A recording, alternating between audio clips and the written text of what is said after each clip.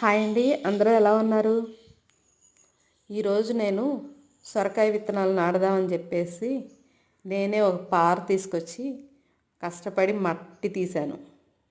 ఏంటి 2 పారలు అటొకటి ఇటొకటి మట్టి తీసేసి కష్టం అంటున్నావు అనుకోవచ్చు. తప్పుగా అనుకోమాకండి. నాకు తెలియని పని తెలుసుకుని చేయటం ఫస్ట్ కొద్దిగా కష్టంగానే ఉంటుంది. కానీ ఆ కష్టాన్ని కూడా ఇష్టంగా చేస్తున్నాను. నా చేతులతో పండించటం మొదలు పెడదాము అని చెప్పేసి ఎటు తిరిగి బయట అన్ని పురుగు మందులు ఇవి వాడుతున్నారు. అలా లేకుండా ఇది అయితే ఇంట్లోకనే మొదలుపెట్టాను.